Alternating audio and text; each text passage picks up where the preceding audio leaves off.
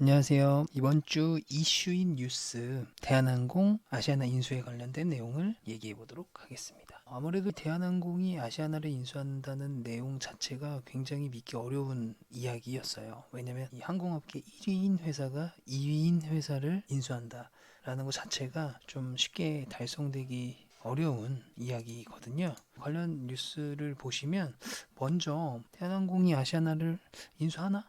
공식화한다고 하는데 이런 찌라시성 내용이 먼저 나오다가 결국엔 인수를 한다라는 내용으로 확정이 됐죠.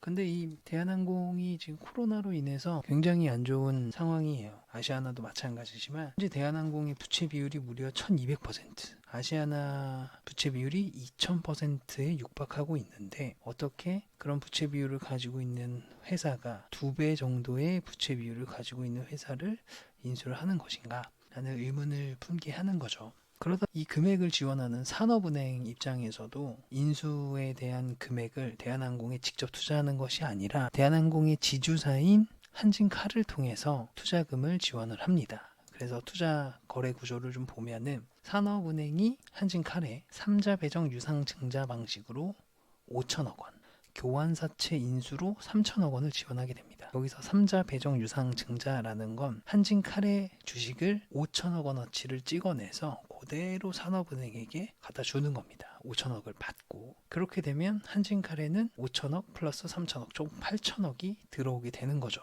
그 상태에서 대한항공이 주주 배정 유상 증자를 2조 5천억 원을 합니다. 2조 5천억 중에서 한진칼은 지주사기 때문에 30%의 지분을 가지고 있어야 되죠. 그러다 보니까 7,300원억 와치의 대한항공 주식을 사게 되고 1조 8천억 원의 정도의 주식을 일반 주주들에게 배정하는 방식으로 대한항공에게 총 2.5조의 돈을 주머니에 챙겨주는 거죠. 그 2.5조를 가지고 특정 금액은 대한항공의 부채를 갚는 데 사용하거나 경영을 하는 데 사용하게 되고 나머지 1조 8천억을 가지고 아시아나 인수를 하는 데 쓰게 되는 거죠. 여기서 아시아나 인수하는 방법도 동일합니다. 3자 배정 유상 증자 방식, 그러니까 아까 말한 신규 주식을 찍어내서 1조 5천억 원을 대한항공에 팔고 이제 3천억 원 정도의 연구체를 대한항공이 아시아나로부터 인수를 하게 되면서 이제 대한항공과 아시아나가 하나가 되는 구조로 이루어지게 되는 거죠. 왜 한진칼의 공적 자금을 투입하는 게 문제가 되느냐라는 건 다음에 보시는 기사 타이틀만으로도 알 수 있어요. 처음에 통합을 추진하겠다라고 사는이 발표하자마자 관련 기사가 쏟아지는데 아래 보시면 대한항공 아시아나 중복 인력 최대 1000명, 인위적 구조조정 없을 것 이라고 얘기를 하죠. 결국엔 대한항공이 아시아나를 인수하는데 가장 큰 문제가 됐던 것들이 크게는 3개예요. 첫 번째는 이 중복 인원에 대한 구조조정이 필요하다. 두 번째, 1위 항공사와 2위 항공사가 합쳐짐으로써 독과점에 대한 내용이 반드시 들어간다. 세 번째는 재벌 총수 조원태 회장에게 돈을 지원해서 경영권을 방어하게끔 하는 거 아니냐라는 내용이 있어요. 이 얘기는 조금 더 거슬러 올라가야 되는데 어떤 얘기냐면 올해 계속 조원태 회장과 삼자주주연합이라고 해서 반대편에 서 있는 두 개의 세력이 경영권을 가지고 지분 경쟁을 하고 있었어요. 그러다 보니까 올해 있었던 주주총회에서 조원태 회장이 지분을 더 많이 가지고 있으면서 경영권을 방어를 하게 됐죠. 하지만 그 이후에 KCGI라는 강성부 펀드를 주도로 한 3자 주주연합에서 주주를 계속 모으면서 역전이 됐습니다. 그래서 41.14%대 45.23%. 결국 이렇게 되면서 제3자 주주연합이 더 많은 지분을 가지고 있으면서 내년 초에 있을 주주총회에서 이 경영권 관련된 내용들을 확보를 하려고 준비를 하고 있는 상태에서 산업은행이 조원태 회장에게 8천억을 지원한다. 그것도 제3자 배정 유상 증자를 통해서 지원한다는 내용이 나오자 이 재벌 총수에 대한 지원이라는 이슈가 나온 거예요. 왜냐하면 이렇게 됐을 때 예상되는 지분 구조가 어떻게 되냐. 약 8천억 원을 퍼센테이지로 따지면 한 10% 정도 돼요. 그러니까 새로 신규 주식을 찍어냈으니 기존에 가지고 있었던 조원태 회장의 우호 지분은 41.14%에서 37.03%로 줄어들게 되고요.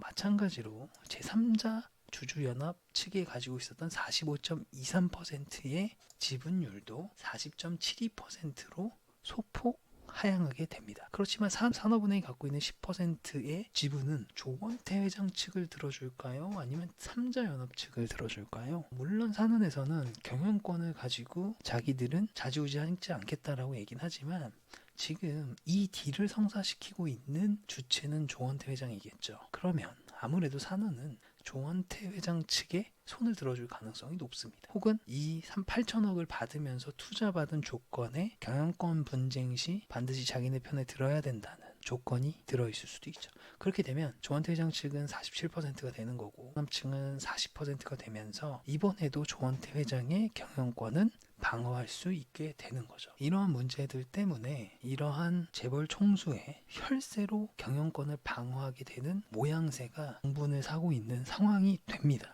삼자연합 측에서는 굉장히 아쉬울 수밖에 없어요. 왜냐하면 1월에 있는 주주총회만 기다리고 있었는데 산업은행이 8천억을 지원해 주면서 조원태 회장 측에 굉장히 유리한 상황으로 흘러가고 있거든요. 그러다 보니까 이 KCGI에서도 많은 준비를 하고 있습니다. 아무래도 지금 산업은행이 8천억을 지원해 주는 거에 대한 문제가 있다. 대한항공이 아시아나를 인수하는 것 자체가 문제가 있다라는 내용이 나오고 있는데, 첫 번째는 독과점 문제예요. 독과점 같은 경우에는 아무래도 이제 대한항공과 아시아나 항공이 합치게 되면 국내에서는 이제 60% 이상의 지분을 갖고 있게 되거든요.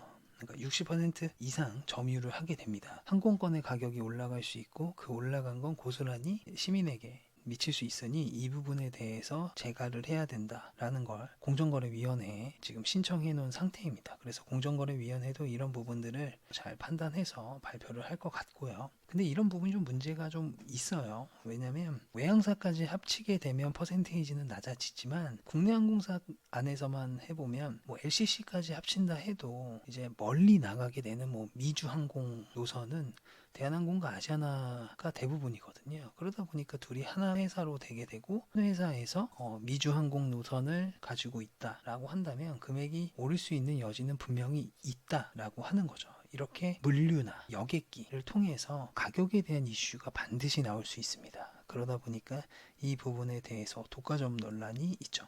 그 다음 두 번째는 뭐냐면 부채 비율이 2000%가 넘는 회사를 인수하는 거예요. 근데 구조조정도 없이 인수를 한다라는 게 좀 이슈가 될 것 같아요. 하지만 이거는 대한항공도 마찬가지입니다. 대한항공 자체에서도 지금 부채 비율이 굉장히 높아요. 근데 이 상태에서 동일 업종을 인수하면 중복되는 직군이나 중복되는 포지션이 있을 수 있거든요. 그러면 이런 것들은 과연 구조조정을 해야 되는데 누가 잘리고 누가 살아남느냐? 인수한 주체인 대한항공이 살아남고 인수당한 아시아나항공이 잘리느냐? 이런 문제에 대해서 굉장히 민감한 사항으로 다가올 수 있다는 거죠. 그래서 뭔가 아시아나 내부에서 구조조정이 되지 않은 상태, 혹은 이미 부채가 많기 때문에 구조조정이 필요한 대한항공에서도 구조조정을 하지 않겠다라는 말 자체가 말이 안 되는 거예요. 그러니 부실기업과 부실기업이 손을 잡으면 부실기업이 되는 게 굉장히 뻔해 보인다. 이런 부분들을 우려하는 거죠. 그래서 구조조정 이슈가 하나가 있고, 세 번째는 아까 말씀드린 혈세로 재벌 총수를 지원하는 문제가 되겠습니다. KCGI 같은 경우에 이제 법률 검토가 이미 마쳤다고 하는데,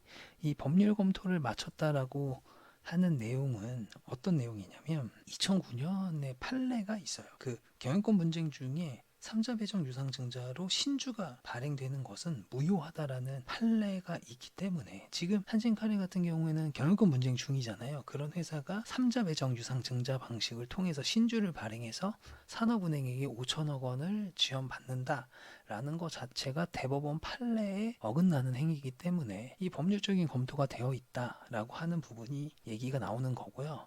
하지만 이런 산업은행이 그걸 모르고 진행하진 않았겠죠. 지금 코로나 시국에 정부 주도하에 국적 항공사를 살리는 길이기 때문에 이런 부분은 굉장히 첨예하게 대립할 것 같습니다. 이렇게 세 가지 이슈로 좀 정리를 해볼 수 있는데, 아무래도 대한항공이 아시아나를 인수함에 있어서 한진칼의 경영권 문제까지 나올 수밖에 없는 지배구조와 지분구조로 되어 있다.